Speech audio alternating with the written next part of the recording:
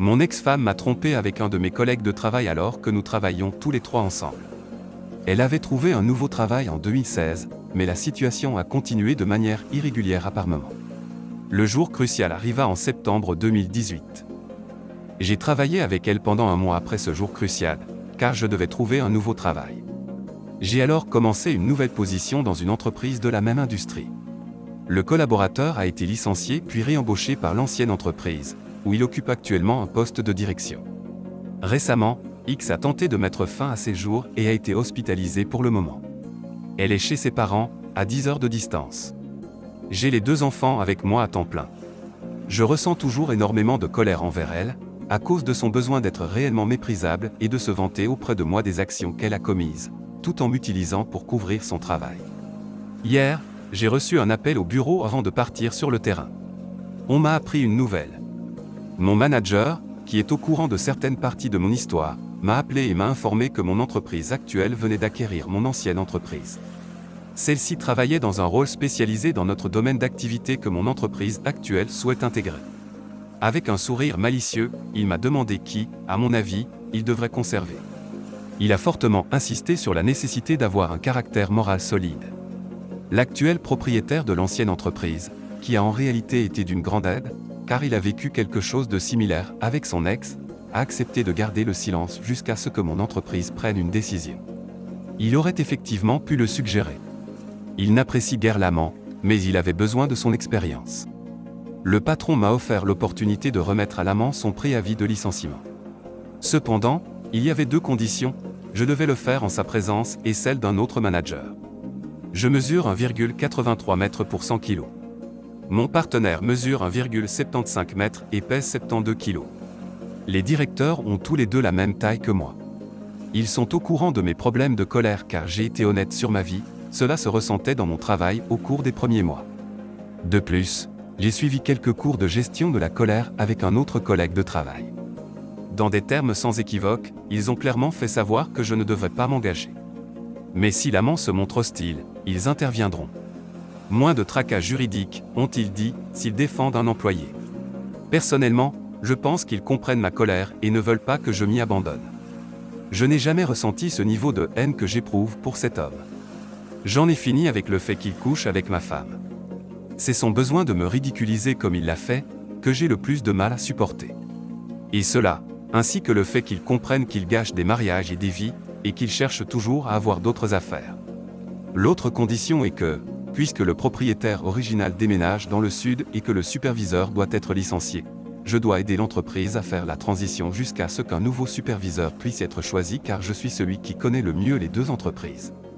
Il a dit qu'à condition que tout se passe bien, j'aurai une augmentation et la possibilité de faire de cela mon travail à plein temps. Attends, le karma. Le karma. Est-ce toi? Bon sang, tu m'as manqué. Je ne suis pas sûr de profiter de l'occasion pour lui remettre ses papiers, mais que ce soit mesquin ou non, je pense que c'est une belle dose de karma. Aujourd'hui, je n'arrêtais pas de sourire. Vendredi, à 7 h, j'ai décidé d'assister à la réunion dans mon ancienne entreprise et de lui remettre sa lettre de licenciement devant tous mes anciens collègues qui étaient au courant de ce qui s'était passé. Pour quelle raison le licenciement? Le comportement moral de cet individu ne répondait pas aux normes de l'entreprise. Le travail que nous effectuons exige en effet une grande honnêteté et une intégrité irréprochables. La certification des appareils de mesure, par lesquels transitent régulièrement des produits pour une valeur de millions de dollars, est amusante dans ce sens. L'ancien et le nouveau patron ont tous 2 vécu ce que j'ai vécu, et ils ont tous 2 entendu certaines sacrées histoires de l'amant se vantant de comment il l'a fait avec elle dans son bureau. Nouveau bâtiment, ancien bureau vendu. Il m'utilisait pour couvrir son travail pendant leur rendez-vous et à de nombreux autres instants désagréables. Il semble penser que le karma a son importance à cette occasion et voulait peut-être m'aider à en tirer une certaine conclusion. La réalité est que le nouveau patron savait que nous ne pouvions pas travailler ensemble. Les choses devenaient trop hostiles. Je travaillais toujours sur ma gestion de la colère et il était assez contrarié que j'aie fait des choses aussi horribles que de révéler à sa femme et à tout le monde quel type de personne il était. Apparemment, je n'aurais jamais dû dire quoi que ce soit parce que je lui devais cela. J'essayais toujours de comprendre comment je lui devais quelque chose, mais d'accord. Est-ce que je me sentais mal à ce sujet? Non, pas vraiment. En réalité, il gonflait constamment ses heures et dérobait du matériel. La police interviendra pour vérifier que tous les biens ont été rendus. Il ne faisait son travail qu'à moitié et avait pour habitude de boire régulièrement au travail. Il a récemment essayé d'entamer une liaison avec une nouvelle consultante en sécurité. Cependant, suite à une remarque d'un des anciens, j'ai peut-être informé son mari de quel type formidable il est réellement. Il avait été laissé en charge principalement parce que le propriétaire avait pris sa retraite et que personne d'autre ne connaissait les systèmes aussi bien que lui. J'étais le plus à même de prendre la relève, mais à ce moment-là, je ne me sentais pas du tout l'envie de rester. Les films étaient un peu trop présents dans ma tête lorsque j'étais dans le bureau de l'ancien bâtiment. J'imagine que sa femme sera furieuse car, à mon avis, elle était beaucoup plus préoccupée par leur niveau de vie que par toute autre chose. Après tout, ils se sont tous deux réconciliés 2 jours seulement après qu'elle ait découvert la vérité. Traitez-moi de mesquin, mais bon sang, je me sens plutôt bien en ce moment. Mise à jour. Aujourd'hui a vraiment été une journée intéressante, pour ne pas dire plus. Honnêtement, j'ai été sur le qui-vive toute la journée. Je rentre tout juste d'un dîner de célébration avec mes anciens collègues. J'ai pris une boisson ou deux, excusez donc l'orthographe, etc. Il est 7 heures du matin, nous entrons dans le bureau. La réunion a lieu actuellement dans le magasin. Dans le bureau se trouve l'une des dames de la saisie de données. Elle me voit et dit « Oh mince, oui, il va envoyer des instantanés. Cela va être bien. » Il n'était pas très apprécié avant.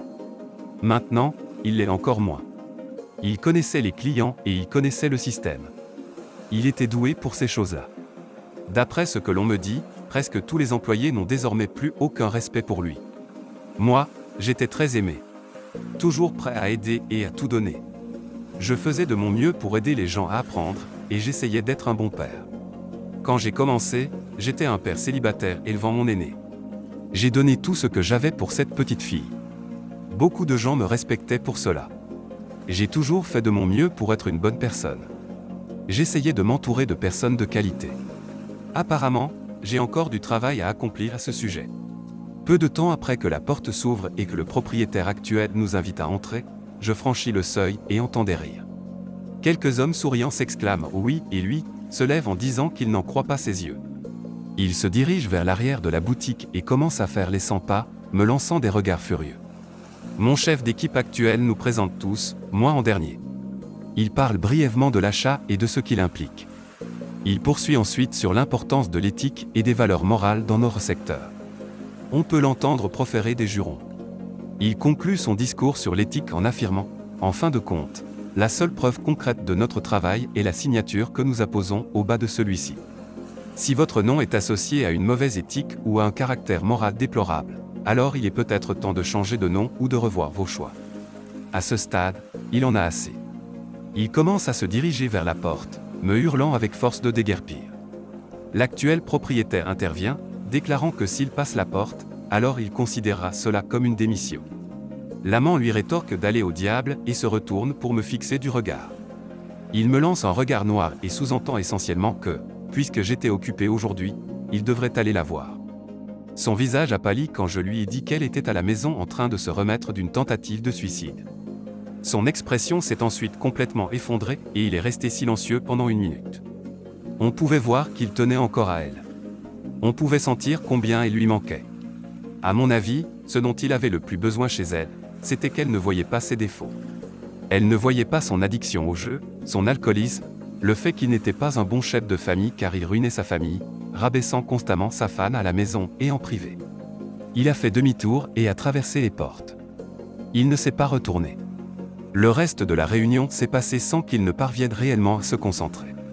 J'étais la dernière chose à laquelle il s'est attaqué. En discutant avec l'ancien propriétaire, il a mentionné les indemnités de licenciement pour les autres employés licenciés. L'ancien propriétaire déclare que, comme il est parti, il n'aura pas droit à une indemnité. Je m'arrête et lui demande d'étendre l'indemnité à lui aussi, car il a 3 enfants. Je me sens très satisfait de tout ce qui s'est passé jusqu'à présent. Et je ne pense pas que punir ses enfants donnerait une bonne impression de moi. J'ai simplement dit à l'ancien propriétaire de demander à son avocat de lui dire qu'il a aidé sur place. Le reste de la journée a été un tourbillon de conversations avec des clients et des employés. C'était plutôt amusant de retrouver l'ancien travail. Je vais passer ce week-end avec mes 2 petits. Nous allons passer du bon temps ensemble. J'ai hâte. J'ai reçu un appel téléphonique de sa femme qui m'a indiqué qu'ils allaient enfin déménager pour fuir les individus abjects cherchant à ruiner leur vie. J'ai ri, lui ai souhaité le meilleur dans la vie, puis j'ai raccroché. Quelle journée folle!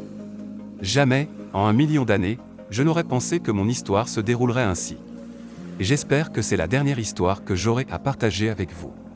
Je me sens en paix et espère pouvoir commencer à laisser tout ceci derrière moi. Je serai toujours là, mais je pense qu'en ce moment, je dois penser aux enfants. Et avec une certaine forme de justice rendue, je me sens même prêt à tourner la page et à laisser tout cela derrière moi. Voici une petite mise à jour et un peu de râlerie. Je jure que cela devient de plus en plus tordu avec le temps. Pour faire court, j'ai reçu un message de mon cher Rami, l'amant. Il a été ouvert avant que je réalise de qui il provenait. À mon grand étonnement, il m'informait que 2 semaines après le mariage, mon ex avait décidé de faire une séance spéciale pour présenter sa robe de mariée à l'amant. Intrigué, j'ai demandé à mon ex à ce sujet. Tout ce qu'elle a fait, c'est pleurer et dire « Je ne pourrai jamais assez m'excuser ».